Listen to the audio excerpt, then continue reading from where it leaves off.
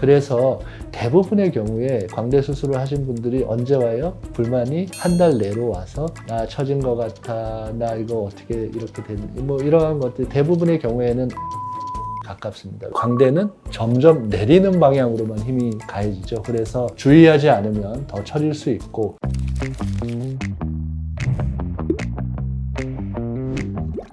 안녕하십니까. 서울대학교 구강암면외과 전문의 맥스 구강암면외과 박재봉 원장입니다. 안녕하세요 원장님. 제가 최근에 한가인님께서 성형 상담을 한 콘텐츠를 봤는데 거기 이제 원장님께서 그 한가인님의 네. 광대를 정말 칭찬하면서 피부가 그래서 안 처질 거다 뭐 이런 얘기를 광대가 뼈가 어느 정도 튀어나와 있고 지지도 좋고 탄력도 워낙 관리도 하고 하시니까 너무 이쁘죠. 광대 수술이 광대가 어느 정도 이제 돌출이 되어 있다고 해서 무조건 하는 것이 아니라 굉장히 크고 컴플렉스가 심하신 분들을 환자분들이 원하실 때 하는 거고, 대부분의 환자분들도 이쁜 광대들은 수술을 굳이 뭐 권하거나 하지는 않습니다. 그 영상에서 댓글을 보면서 그런 얘기를 많이 해주시더라고요. 광대 수술하고 뭐 윤곽 수술하면 무조건 처진다. 근데 정말 이렇게 광대 수술하면 살이 많이 처지나요? 기본적으로 모든 수술을 하면 살이 처질 수 있죠. 우리 지구에서는 중력이죠. 중력이 있잖아요. 그래서 무게가 있고 볼륨이 있으면은 가만히 있으면 저절로 계속 처집니다. 그래서 이제 연예인분들이나 이제 관리 잘 하시는 분들은 그거에 역행하는 피부과 진료를 계속 받죠.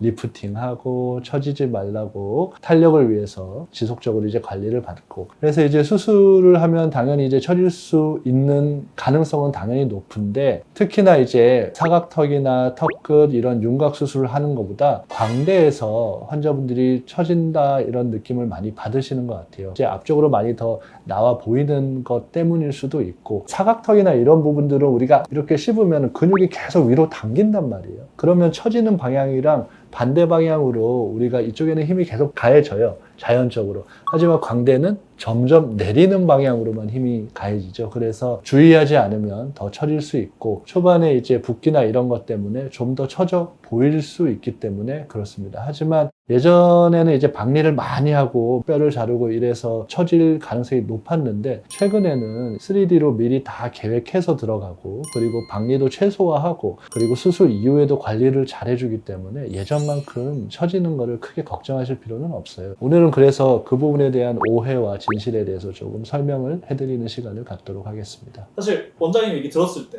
요새 뭐 기술이 좋아져서 박리도 많이 안 해도 되고 해서 살처짐 생각보다 걱정 안 해도 될 것 같다는 생각이 드는데, 환자분들이 수술을 하신 후에 살처짐 때문에 원장님한테 와서 물어보시는 경우가 좀 있으신가요? 걱정하시는 분도 많죠. 아까 처음에 이제 서두에 말했듯이 진실과 오해를 정리를 해야 됩니다. 살처짐의 진실 1번, 일단 기본적으로 우리가 광대뼈를 이렇게 자르잖아요. 위쪽을 자르지 않고 앞쪽만 잘라서 이렇게 안으로 집어넣을 경우에는 뼈가 내려오는 식으로 붓기 때문에, 그러면은 광대 이 살 자체가 내려옵니다, 실제로. 그렇게 처질 수가 있어요. 두 번째, 박리를 너무 많이 하면은 그 살이 원래 광대뼈에 붙어 있어야 되는데 중력 때문에 내려오잖아요. 실제로 처질 수가 있어요. 그리고 세 번째는 광대 수술한 다음에 정확하게 핀을 안 박아놔요. 혹은 박았는데 힘이 너무 세서 그게 점점 벌어져요. 그러면 뼈가 내려오니까 당연히 살이 처질 수가 있어요. 이렇게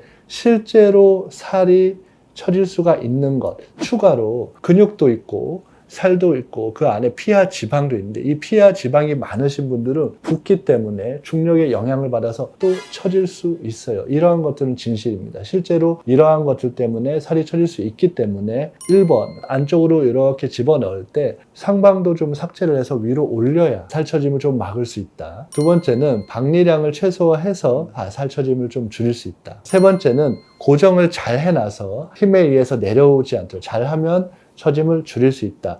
네 번째는 피하 지방이 많거나 볼륨이 많으면 수술 후에라도 지방 흡입 같은 것을 했을 경우에는 처짐을 줄일 수 있다. 이렇게 진실에 대해서 4가지 이유와 그거에 대한 해결법을 이제 방금 말씀을 드린 겁니다. 이런 부분을 조금 신경을 써서 수술하는 사람이 디자인을 하거나 수술을 할 때 조금 더 조심해서 이러한 것을 최소화할 수 있도록 하면은 이 부분은 많은 부분 해결을 할 수 있고, 요즘에는 미리 3D로 그리고 AI 기술로 다 시뮬레이션을 하고 들어가기 때문에 예전처럼 다 보면서 할 필요가 없고, 정말 딱 정확하게 그 부분만 박리해서 수술을 하고 정확하게 상방으로 고정해서 고정도 굉장히 타이트하게 하면은 대부분의 경우에서 살처짐은 예방을 할 수 있습니다. 방금 전에 말씀드린 것들이 이제 광대 수술 후 살처짐에 대한 진실과 그거에 대한 예방법이라고 하면은 광대가 처졌다고 생각하는 오해의 것들에 대해서도 한번 생각을 해보겠습니다.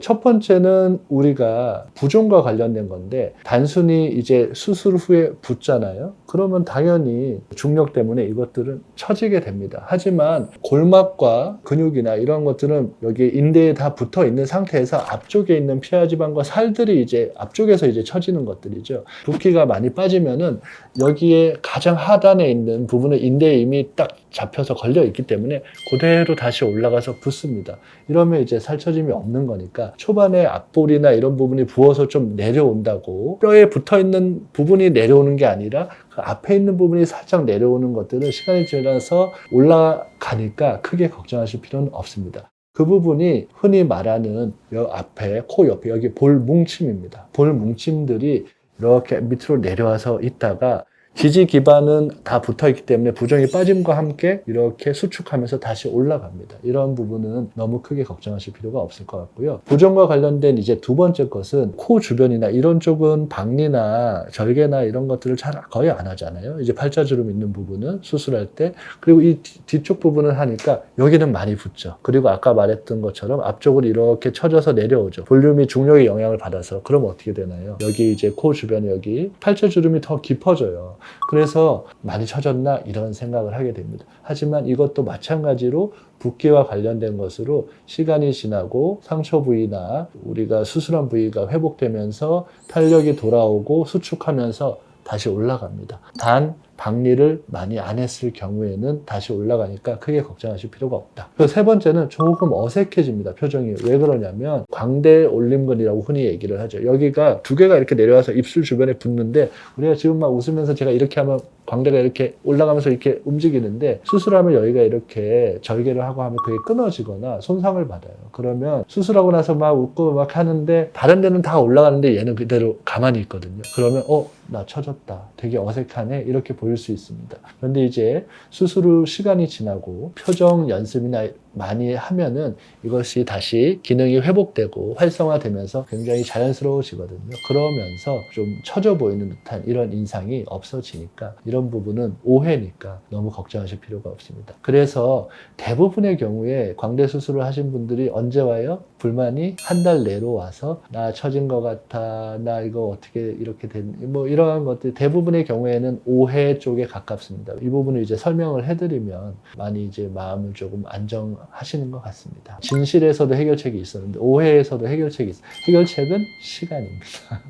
결국에 이제 시간이 지나면 저절로 그리고 점점 더 좋아지는 거잖아요. 그러니까 기다려야 됩니다. 하지만 우리가 또 기다리는 거 힘들어하고 싫어하시는 분들 많죠. 그래서 어떻게 해요? 끝나자마자 계속 저 몰래 리프팅 가서 리프팅하고 막 레이저하고 막 이렇게 계속 이렇게 하시면은 이게 조직이 좀 치유가 되고 나아야 되는 과정, 좀 기다려야 되는 과정에서 지속적으로 좀 과한 자극을 주면 오히려 염증이 생길 수도 있고 안 좋아질 수도 있으니까 되도록이면 좀 6개월 정도까지는 좀 기다려 주시는 것을 추천합니다. 그 이후에는 당연히 피부 관리하면서 레이저나 시술이나 뭐 리프팅 하면은 당연히 좋겠죠. 그런 것들은 그 이후에 조금 하고 기다려 주시는 것을 추천드립니다.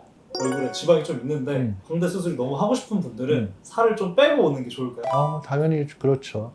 그리고 이제 우리가 이제 CT를 찍어봤는데 뼈가 커서 큰 사람이 있고요. 뼈는 별로 안 큰데 피와 지방이나 근육이나 살이 볼륨이 있어서 큰 사람이 있어요. 그러면은 실제로 그거를 이제 평가를 해보고 이게 뭐 때문에 그렇구나. 이제 구강암면외과 전문의와 충분한 상담을 통해서 어떤 게 더 중요한지를 확인을 하고 원인을 해결하는 게 더 중요합니다. 실제로 굉장히 이제 광대가 넓어 보이고 그런 환자분들 중에서 CT를 찍어보면은 광대의 폭은 일반적인 평균보다 오히려 작아요. 근데 그 옆에 피하 지방이나 이런 두께가 이제 있으신 분들이 있어서 이러한 경우에는 뼈를 아무리 집어넣어도 크게 안 바뀌어요. 그래서 이제 그런 것들도 진단 포인트니 꼭 상담을 받아보시기를 추천합니다. 정말 똑같은 케이스라고 했을 때 확실히 나이 든 분이 더 많이 처질까요?